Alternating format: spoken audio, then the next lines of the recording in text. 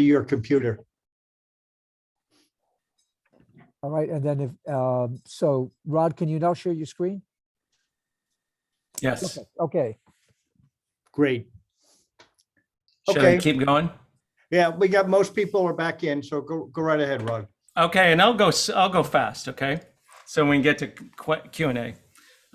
So as I said, biotic climate-linked stressors are often under-discussed, but quite important. There's a general pressure to move poleward in latitude and upward in altitude. There's quite a noticeable redistribution of animals and plants underway. And, we're living through one of the biggest disruptions in modern history due to a zoonotic spillover event. Because organisms and species are almost certainly not going to be redistributing at the same rate or the same direction, we should expect new types of biotic mixing. And that almost certainly has implications for increased zoonotic spillover events. Another thing that is happening is entire biomes, the collection of ecosystems, such as rainforests and grasslands, are under pressure, are shifting. Some are shifting faster. For example, savannas and mangroves are shifting much faster than things like Mediterranean forests, et cetera. Again, these are things that are often not articulated as well. Another giant issue, especially for the plant world, insects, are these things called phenological shifts. A lot of the seasonal timing of the biosphere, some of it is due to the sun, but a whole lot of it is due to the temperature. And if the temperature is changing, again, the temperature of the planet is one of the fundamental control variables, like gravity, like sunlight, that signals the rest of the planet and how to operate. And so there's a whole, these are 10 categories that represent hundreds of thousands of or more of changes that are happening, that are underway. One of these things is desynchronization of ecological processes, where things that used to be matched up by evolution are being pushed into mismatch, where the blooming or the hatching of food for birds or for other predators are becoming desynchronized.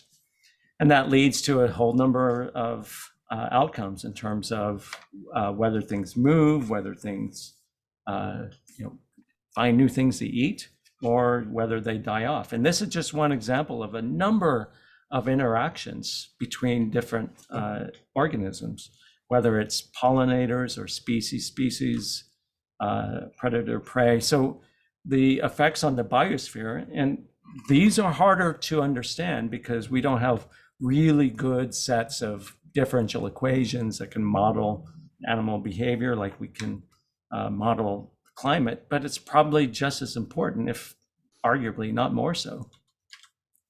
So when we look at analyzing the stress from climate change, so I may have beaten this over the head, but I think it's really important to scope the stresses correctly. And so most analysis, for example, I was at a conference on Friday up at Princeton, where a lot of discussion about the linkages between climate change and conflict come up. It comes up almost at every conference. But if you're going to really analyze this, you probably ought to factor in something beyond just hotter days and more rainfall, because there's at least, if I just enumerated the kinds of stresses that climate change has brought, I could enumerate 50 of these factors. And so when we look at vulnerability, And so the intelligence community came out with a national intelligence estimate that looked at a fairly narrow list of vulnerability indicators. Does this capture the true vulnerability of people to stress? And especially in light of if we have increasing frequency of storms or desynchronization events or crop production shortfalls. When we have that increase in probability, then we also have an increase in the likelihood of compound events. And so the idea of having single climate stressors starts to become more rare. And we are now living in a world of compound stressors where we may have extreme heat followed by climate-linked electricity blackouts. What are the effects of that? We saw that in Katrina, for example. And also when you think about risk from climate, what do we miss when we only look at the most probable and we don't really consider the so-called low probability events? So as someone who thinks about the security implications of climate change, I think a lot about so-called low probability events. I think there's a little bit of arrogance in assigning probability to things that we haven't really seen before. And we should recognize that climate change comes in the basket of a whole set of other ecological stresses. When you see projections of climate change, it almost never factors in these other stresses that people feel in terms of population declines and plastification and overfishing and overfarming and pollution. I think it's important to note that climate change is not the only game in town in terms of causing chaos. Of course, that's on top of a whole host of societal and human stresses in terms of governance and inequity, information, etc. And we have to recognize that global ecological disruption is happening. One manifestation of that is just the extinction rate. It's not the only manifestation, but I think it is an important one to note that is oftentimes not discussed in terms of climate change. And so I'm going to really go fast through these, but when I think about security implications of climate change, I think about human security and I think about national security, and I oftentimes think about international security as well, although there's a lot of overlap between all of these. And so I'm just going to enumerate these and not really talk about them as much, but direct harm from climate change, water stress, food stress, food insecurity, the impact on households and economic livelihoods, loss of residence, loss of shelter, loss of property, risk to human health and well-being. There's a number of ways that these are affected. I teach a lot of this in my class at Georgetown. We just kind of went through a number of these Thursday night. You know, it's a very punishing set of dialogues to have, but I think it's important to, as I said, scope the problem accurately. Just continuing on this, negative impacts on education, particularly girls' education, also cognitive development, intensified violence and crime. And then for national security, well, harm to US citizens in the US and abroad, political instability, which I think that's probably the one I think about more than anything else. Tensions over resources like water or arable land, negative impacts on key economic sectors like tourism and ag and shipping. Adverse effects, not just on our military, but on militaries. Changing or emergent geostrategic domains. The Arctic is one that gets talked about a lot, but a lot more people live in around southern South China Sea, which is also at least partially linked to climate change because of the impact on fisheries, risk to global systems and resources, risk to global supply chains, loss of territory. This is a stress that has led to many hot conflicts in the past, altered patterns of disease outbreaks. As I mentioned before, zoonotic spillover events are occurring. They're actually exponentially increasing. And then you can't really talk about security without at one point talking about migration, migrants, refugees, and then the backlash to migration. And I have just about 3 or 4 slides here. We have a report. So I sit on the advisory group of the Climate and Security Group. I'm also head of the Ecological Security Program for its sister organization. But in 2019, this group published a climate security plan for America. And on March 31st, this coming Thursday, we're launching and publishing another report.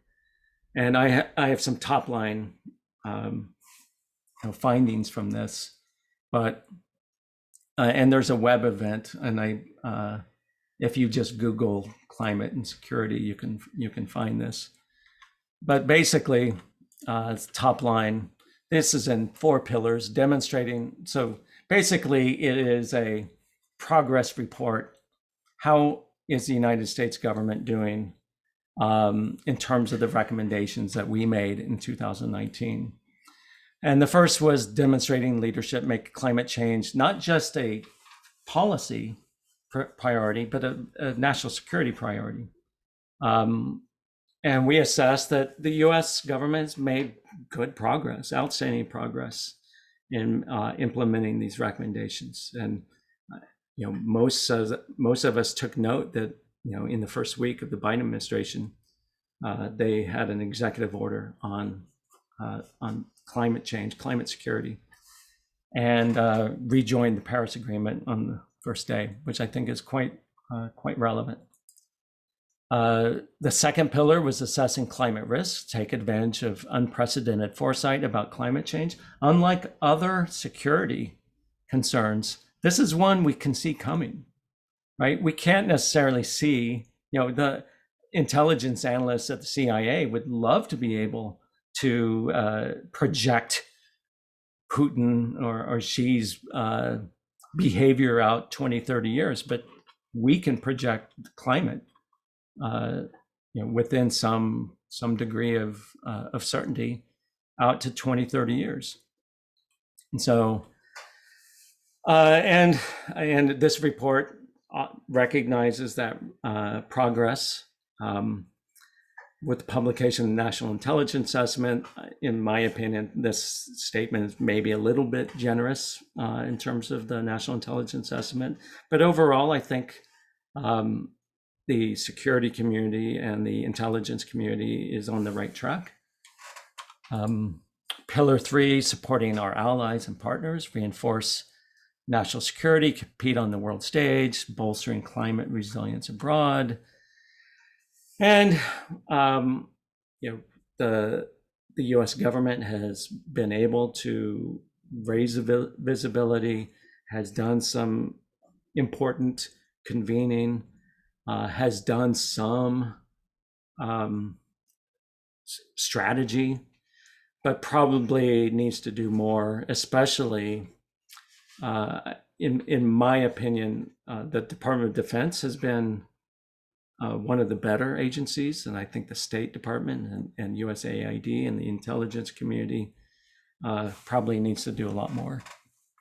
And then pillar 4, I think this is my last slide, preparing for and preventing climate security impacts, build resilience to climate change risk and reduce their scale. And so this was a hard one to judge because many of them were long-term in nature, and there has been progress here.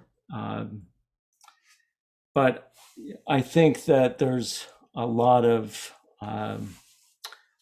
room for improvement. I think some of us are eager to see officials saying the right things in public to doing the right things.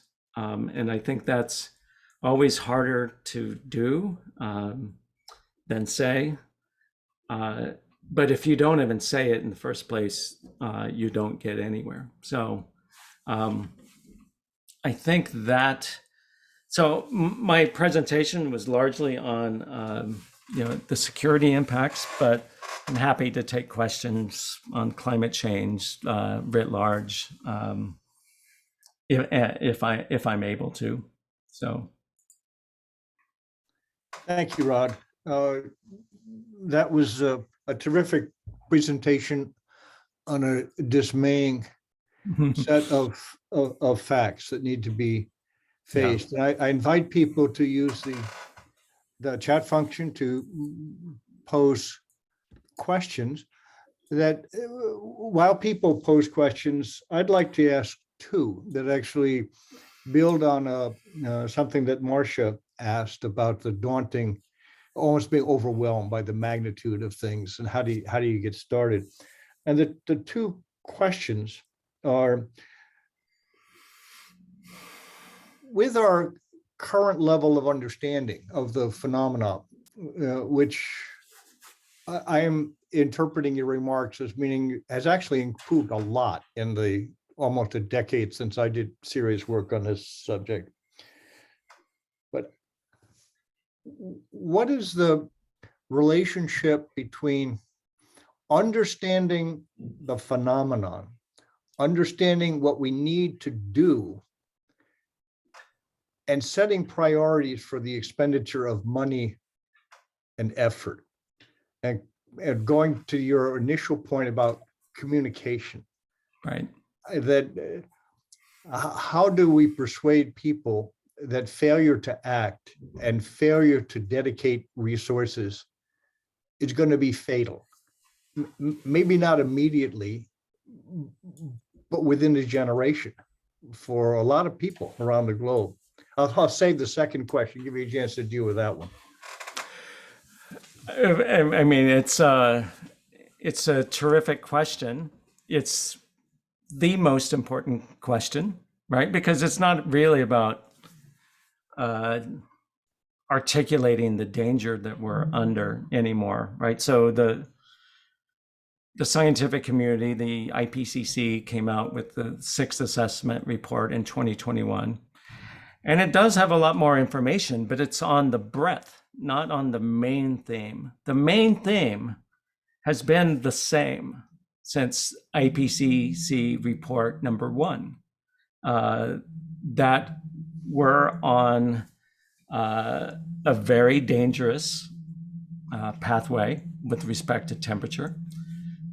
And we have the ability to bend that curve. The thing is that if you read the IPCC report, which I used to be a government reviewer for it, it is, to me, is not a report about doom. It is a report about agency. But it feels sometimes like the political system is in a different reality than the Earth is, and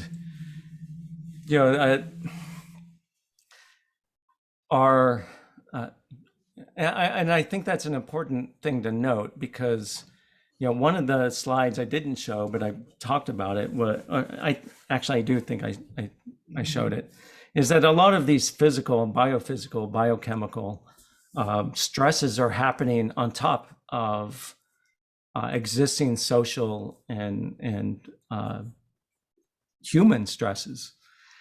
And one of those is our economic system and our information system, both of which are tightly coupled with this argument that we're having. So I don't think that it's only because of successful actions of disinformation that has led us to this, I would just say, predicament.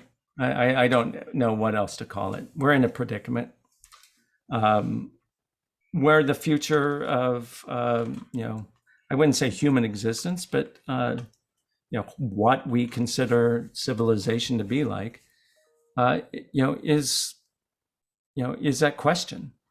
And so, but the other piece of this is the economic system that has been largely unchecked to produce the kinds of stresses to the earth that we're living through. And so, I started this off talking about, I've been studying climate change for 30 years.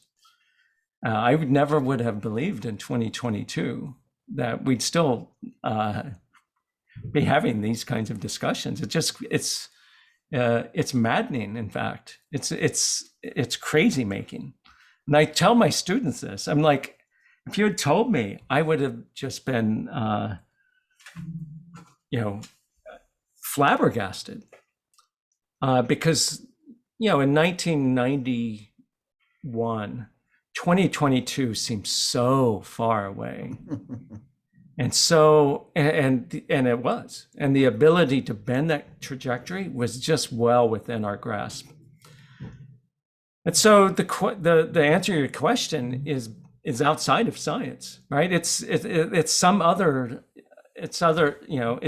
has to do with the breakdown in our domestic politics. The reason why the Paris Agreement looks the way it does is because the negotiators knew that they could not get a Senate, a treaty, through the Senate. And so, and I actually am a huge fan of the Paris Agreement. But what has been happening domestically, and that's a lot of your guys' world. Why is our domestic politics the way it is? But it has extreme ramifications for the ability to really address climate change. And we can always fall back on political will, but political will to I heard someone in the last couple of weeks, the flip side of political will is state failure, right? They're two sides of the same coin. And so, it's a hard question. I don't have any magic, I don't have any silver bullet solutions. I do think that you can see optimism in the way that industry has enabled us to bring down the trajectory. There was a point in the last 5 or 6, 7 years where I thought we were on a trajectory that was really going to be human civilization altering. And we're off of that trajectory, at least in terms of greenhouse gas emissions. It's still bad. I mean, it's still ugly. Less disastrous. Right. It's, I would call it, it's not as much apocalyptic as it is apocalyptic now. Not everyone is going to be destroyed, just a healthy fraction. Yeah. Marcia has a hand up. You'll need to unmute. So Rod, I think it's interesting to compare Ukraine to the climate crisis. Yeah. So Ukraine is a very good example of a crisis that feels, I mean, it's huge, it's terrible, but it feels manageable. And people are coming out of the woodwork to sacrifice, to drive less, to pay more for gasoline, to contribute money. And I think in part, it's the tangible, short-term feeling about it, whereas the climate either feels so hopelessly big that you can't quite do anything to fix it, or Yeah. it feels not as immediate. So I think as people like yourself who are actually in a position to influence people and do something, it's worth thinking about what it took for Zelensky to bring the whole world into a feeling of urgency to actually try to do something. Yeah. I mean, in fact, I think that's really a good insight and very powerful in terms of thinking about individual action. And it kills me even thinking about Ukraine. I've spent weeks and weeks and weeks in Ukraine, including in some of the very cities that are being bombed out of existence. And your point about the effects of when people come together are important. And we actually have seen this recently. We sometimes forget in the early stages of the COVID-19 pandemic, how we congratulated ourselves in bending the curve down in terms of people social distancing, and this is even before we understood the respiratory nature of the disease, and how that personal action was having an effect on the numbers. I mean, we kind of have forgotten it after wave after wave of Delta and Omicron. But it gave some of us who study the climate change problem hope in terms of, wow, this is what happens when people feel empowered and that they can accomplish something. I actually take quite a bit of, optimism from the youth movement, who, I don't know if it's single-handedly, but they have put climate and ecological disruption on the map for at least a generation, and I think we have to applaud that. Not to be pessimistic, I would prefer to be optimistic because that's my nature, but the counter to this is human beings lose interest and they become saturated. And we're a month into the Ukraine conflict. And what does this look like after 2 years? If it goes on 2 years, will the things that you pointed to still be there?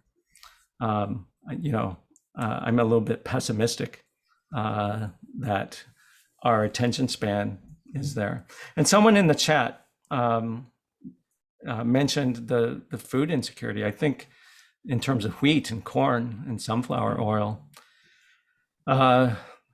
because Ukraine is a breadbasket and has already said that it's going to secure its own food security, and Russia's doing the same. I think for us in the United States, this is not as big of an issue, but for a number of Middle Eastern countries like Egypt and Lebanon, I think they are probably watching this with quite a bit of duress because these are not stable countries to begin with. So I would, there's a rich history of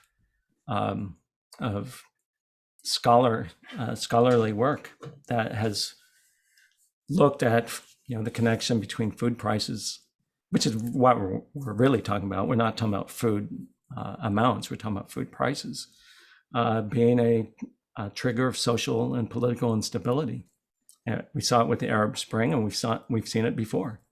I'd be very, as someone who just lives in the world of national security, this is something I'm quite worried about.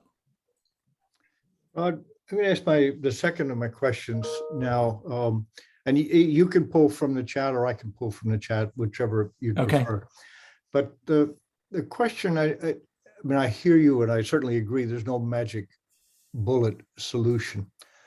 But are there things that we could and should be doing that produce twofer kind of benefits, that are beneficial for slowing the rate of global warming, climate effects, and that mitigate the inevitable consequences of the changes that have already occurred, so we get away from this, we'll make the future more secure at the price of the present, or we'll save the present population at the expense of our children. Right. No, I mean, this is exactly what, it's not only good marketing, it's the right set of solutions. And, we invented systems thinking, in the 60s, 70s, or rediscovered it. We should use it, and so we know that things like reforestation has so many benefits. We know that using solar panels in conjunction with agriculture to provide shade, to use solar panels in conjunction with water and decreasing the evaporation rates not only offsets the effects of climate change, but also can produce a number of benefits for agricultural efficiency, for livelihoods. This is if you can call it a silver bullet, this is the best argument against the either or school. This is, I'm sitting here in Capitol Hill, Washington, D.C., and there is a very strong voice in that just down the road that we need to, we should put climate change aside and really focus on China in terms of an either or strategy. We know that climate change is a big issue, but China is eating our lunch, X, Y, and Z. But actually, I think it's incorrect to even think about China policy without looking through the lens of climate change. China is probably among the industrialized nations or near industrialized nations, possibly the most vulnerable to climate change. And so if we looked at climate change in terms of our, strategic engagement with China and recognizing their own vulnerability, maybe we can, think of new ways or strengthen old ways of engaging with the other country that is most important to, at least in terms of mitigating carbon dioxide and other greenhouse gases. A xenophobic foreign policy does not lead to favorable greenhouse gas trajectories. And so again, it's this going back to systems thinking. We should use it. We should use it in our diplomacy and our national security posture. But there's a institute that's out of, you guys may know it. It used to be out of Stanford, called Project Drawdown, and they produced this report, 100 ways to combat climate change. And I wish more policymakers knew this document, because it's the things that you think about as the go-to climate solutions aren't even in the top 10 or 20. And it's, I think, a quite refreshing way to think about solutions to climate change, which, as an analyst for many years, I talked about the problem of climate change over and over and over again, and almost to a fault. But it's important to recognize there are many solutions, not that expensive, but that could be employed at many different levels, the national level, subnational level. But we got to get people agreeing to climate change being a problem, which Yeah, I would. hopefully certainly- hopefully everyone on this call understands the severity of this problem. I certainly agree with what you just said, Rod. This frustration, because we thought 14 years ago we were giving policymakers an impetus to get moving, and it didn't have that effect. Maybe we've got a greater urgency. But what I'm hearing in your response to the last couple of questions is it's more than a communication challenge. It's an effort to provide the information, the incentives for firms, for farmers, for cities, to do things that will increase efficiency, increase productivity, increase profits, reduce costs, and oh yeah, by the way, will contribute to amelioration of climate-related problems. That's right. And we have the agency to do that. That some of it requires government action, changing tax structure and incentives and subsidies and the like, so that we don't subsidize agriculture by buying petroleum-based fertilizers, subsidize them to do other things. Right. But there is reason for optimism. I want to pick up on a question that came from Karina, specifically about Brazil. How do we persuade Brazil to do some different things? But how do we just persuade other countries to act? What degree of action do they have to see on our part? What degree of technical advice, of fiscal help is necessary to persuade countries, most of which are poorer and less technically capable than we are, to take the steps that would make a difference? Right. It's a good question. I think one of the hardest things to really, especially for Americans, to hear is how the U.S. has little credibility on this, and it goes beyond the Trump administration pulling out of the Paris Climate Agreement, and then us going back in. That was probably an irreversible geopolitical dent. But even before that, the pledges that we had made under the Kyoto Protocol and Copenhagen and Paris, where we kept shifting the baselines that we said are reductions to be under. Other countries are smart. They know the game that we have played historically, and a lot of this, has a lot to do with the I don't know what you would call it other than whiplash of going between one administration and the other, right? And so, but one administration going to another, one party taking over and going back and forth, and at least partially reversing, if not outright reversing what the other does, adds to this effect. And so I think, and this is probably geopolitically naive, but an admission that we need to do better as the United States. And instead of being a bully pulpit, basically the United States has very few levers in the UN system on climate. They're pretty much broken off.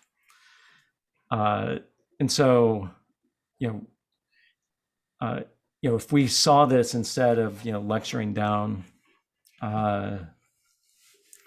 which I think we're in danger of going down that road again.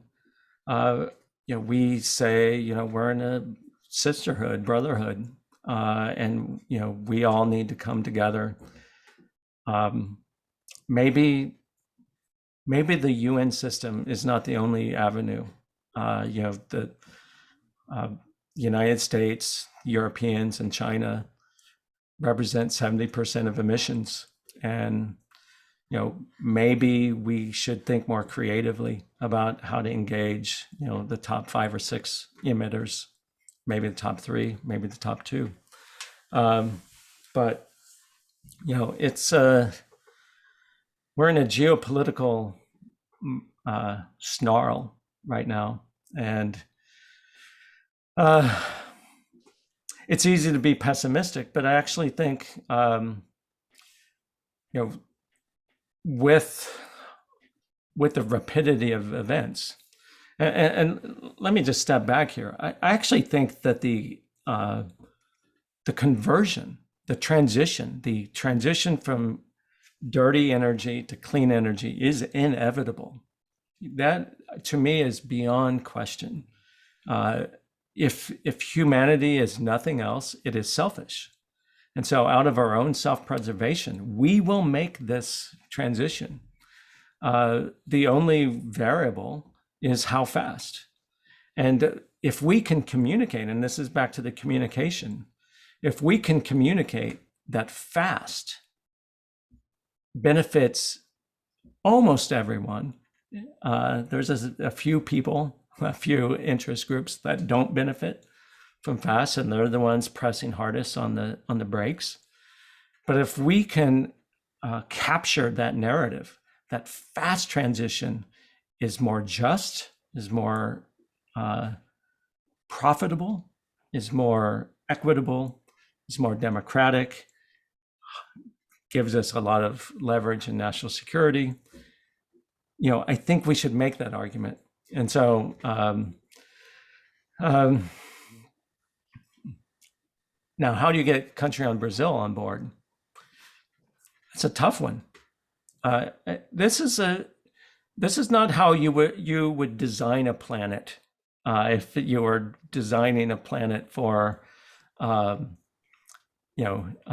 progress, you would not put the Earth's most important tropical rainforest that has huge impacts on the climate that everyone feels, 80 some percent within one country's national borders, right? It's complete madness. But this is how our societies have, this is how we have grown. And so we have very few levers on Brazil, and other countries don't seem to be, that have closer relationships with Brazil, don't seem interested in working on our behalf. When I say our, I mean global behalf. So that's a tough one. I worry about Brazil all the time. That to me is like, deforestation in tropical rainforests is probably one of the greatest, if not the greatest, issue that that we should be trying to stop, or at least address in the short term. As we approach the end of the time, and certainly approaching your bedtime on the East Coast, are there any final points that you want to make sure to hit or hit again before we say thank you and send Sure. everybody home? Well, I think the issue about when we think about climate change and think about what it means for people, that we make certain, I've been talking in the last couple of weeks to people in the press and at conferences, and the way that we package the stresses that come from climate change. If we're trying to tell someone, if I were trying to argue, with Secretary Kerry or someone about what climate change means for people and nations, I think because we've kind of followed the scientific pathway in terms of certainty. We know a lot about the certainty of sea level rise. We know a lot about the certainty of heat waves. But if we shouldn't do a better job of packaging and articulating the stress in terms of what's most consequential instead of what we know the best. So the IPCC report from a couple of weeks ago was very important in that it started to really address risk instead of predictions. And so, I'm finding instead of leading with sea level rise and heat extremes, that I'm leading talking about impacts on food security and infectious disease and economic livelihoods and things like that, to better drive home that this is not some abstraction. This has effects on more than just the developing world. It affects essentially everyone on the planet. And, it's back to this communication issue, but it's also, I think, a conceptual one that's important. And so, the interactions of climate change with human institutions is something that I think we need to get right if we're going to articulate the urgency of the issue. Well, thank you, Rod. That there's a question that just come in, and I want to give you a chance to answer it about the March 31. Let me see if I can web find event. it. Yeah, Is it necessary to register in advance, or? it is, but I can send it in. Yeah, I'll put it in the. This is done by my colleagues. Yeah, it's 7 a.m. That's exactly it. It's 7 a.m. Pacific time. So you may want to look for it, the recording. But Well, so those of us with 4-year-olds in the house, 7 a.m. is a piece of cake. So.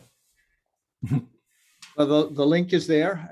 If people don't have the chat open, please do if you're interested in that. Rod, you certainly lived up to my expectations, and I Thank you. Hope the billing. Terrific presentation on a critically important subject, and I'm sure I speak for everybody in thanking you and in apologizing for the technical problems that we shouldn't have had out here in Silicon Valley. Yeah, no problem. It's always great.